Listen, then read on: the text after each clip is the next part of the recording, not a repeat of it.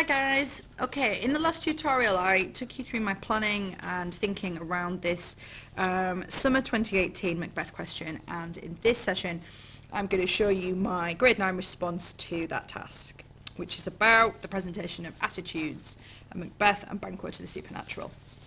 Okay, so I'm starting with the extract. I tend to do that. I've got evidence in front of me. It makes it a bit more straightforward to find those quotes. And I'm going to focus on those different responses that I discussed in the last video. So through the markedly different responses of Macbeth and Banquo, Shakespeare demonstrates two very different paths to take. When confronted by evil temptations, we can either embrace the opportunity or beware the deepest consequence it may bring. So there's just a really nice kind of intro. It focuses on Shakespeare doing something, but it's rather than Shakespeare uses an adjective, it's focusing really on a wider sort of purpose, thinking not just about the very specific minutiae of a single word, but a broader authorial intent. So in the extract, Banquo's attitude is one of caution and mistrust. If you go in old school P, that's basically my point. The evidenced instruments of darkness, the metaphor instruments of darkness, and old school, that would be my evidence, implies he feels suspicious of their motives, and that would be my explanation. And then what I'm doing then is to make sure I'm getting up the grades. I'm going to zoom in on that. A single word, so an instrument is something which is played or used. As such, the witches are almost the objects of evil, used by the darkness, presumably the devil. He uses the verb win twice, reinforcing the idea that the witches play with the lives of humans and that they are vindictively manipulating situations by offering honest information. So some embedded quotes here. I've really this is going to get you tons of marks. I've kind of zoomed in on a word and really thought about the meaning there. Now, when I've kind of done here, I haven't used the word context, but it's implied context because I'm thinking, I'm showing an understanding in terms of attitudes at the time that people, believed that, their beliefs about witches and that connection to the devil. Banquo seems to realise the dangerous reality, so just a word like that can be evaluative, as he also uses the verb betray, showing audiences that he's very, very aware that they cannot be trusted. Shakespeare's juxtaposition, okay, so we've got some structure there, of honesty and betrayal reminds audiences that they should not put their faith in evil supernatural forces, something that would please the phobic, paranoid King James. And then I've got some more explicit context there.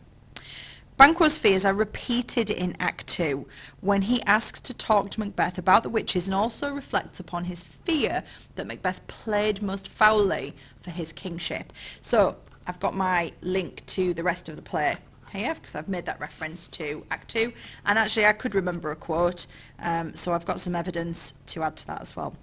Not only is Banquo fearful of the witches, he is also rightly afraid that they have corrupted his friend. So I've got some analysis here of Banquo's fears, and that obviously links in nicely to the question, which is, the attitudes of Banquo and Macbeth.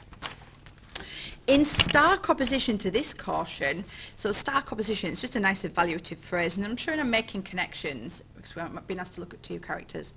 Macbeth immediately, Mr. Finesse, focuses on the positive opportunity offered by the witches. He focuses on the two truths, and through the metaphor happy prologue, we see that he is excited about the promise of more to come. The syntactic parallel of cannot be ill, cannot be good, followed by the conditional sentences if ill and if good, do suggest inner conflict or doubt. But realistically, this conflict is based on his immediate consideration of the horrid image of murder.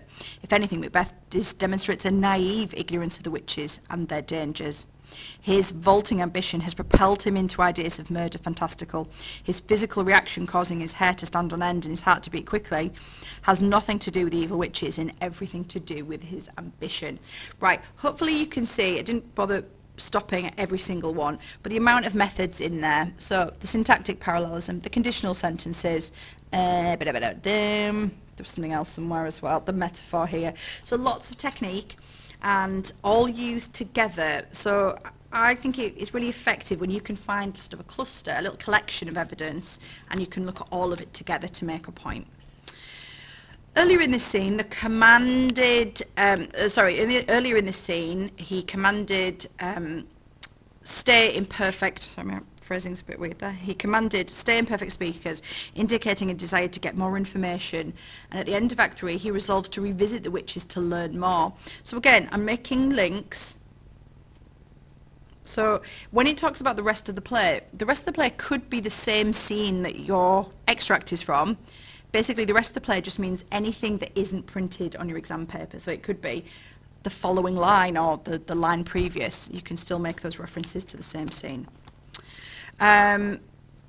This later action, so sorry, we're talking here about the fact he resolves in Act 3, so more links to Return to the Witches. This later action is particularly shocking as audiences see him actively seeking out their help. Here, he could be, so meaning in Act 1, Scene 3, he could be seen as an innocent victim to the malicious games, but in choosing to seek them out, he is cemented as being complicit in their villainy. So this is a real sense of analysis of you know, what Macbeth's intent demonstrates about how he's descended into. And notice I keep referring to audience. It is about audience and not reader reaction. Please remember that. So whilst Macbeth's blind allegiance to the witches is only broken in the end when he finally describes them as juggling fiends, so links, who have acted as malevolent forces in his life, he never really fears them as he should. This is surprising given that other supernatural visitations are traumatic. The sight of Banquo's ghost in Act 3, Scene 4, so more links, leaves Macbeth almost paralysed with terror. This dramatic scene, filled with Macbeth's guilty ramblings, would be very interesting for audiences, as we can see his escalating paranoia and almost total lack of control. So notice I've talked about it being dramatic and audiences, so I'm trying to think about the sort of staging element here. Perhaps, you know me, I love a perhaps, a possibly and a potentially. Perhaps Shakespeare included this scene to show audiences that ironically enough, it's not only the good supernatural beings that worry, that ironically enough, it is only the good supernatural beings that worry Macbeth, effectively showing that his allegiance is with wickedness rather than God and goodness. So there's a sense of effects on audience. He's not scared of the witches, who are genuinely bad, but he is frightened of Banquo, who by all accounts was a good person. However, the fact that Banquo also saw the witches, and yet only Macbeth sees the ghost, sorry, my writing's a bit there, may suggest that Banquo's ghost is not actually a supernatural being and is merely a manifestation of his guilt and PTSD. A little bit of context there. So I'm sort of showing that sense of, you know, he might be seeing things that are supernatural, but in actual reality they aren't.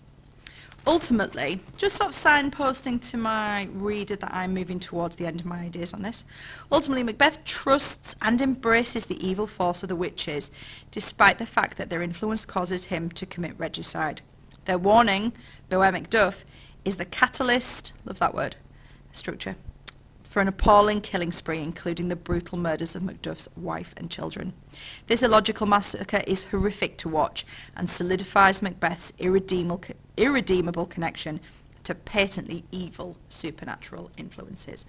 Okay, so kind of my conclusion here is just about that idea of him being interwoven and really having an intimate and irredeemable, but there's like no coming back from it, the kind of connection that he has.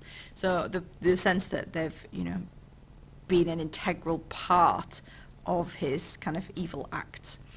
So you can see that really I spent most of my essay looking about Macbeth, but I did manage to remember that bit about Banquo having other fears. But, you know, I think with a question like that, as I say, my students came out going, what do we talk about? Like, how would we have talked about Banquo? Yes, it's looking at the attitudes of Macbeth and Banquo and the play as a whole, but that doesn't have to be an equal balance. It doesn't need to be 50% Macbeth, 50% Banquo. And it would be impossible to do it like that. You'd limit yourself in any kind of essay response. So I think as long as you can, you know, make sure you've got stuff in the extract, which we did, and if you can remember other bits to touch on, and then, you know, have a whack of your focus on the bit that you do know, which is Macbeth and his attitude in this sense. Okay, I hope having a look at that kind of grade 9 response was useful. Again, that was 3 sides, but I would be giving that full marks. Okay, thank you so much for watching. See you next time.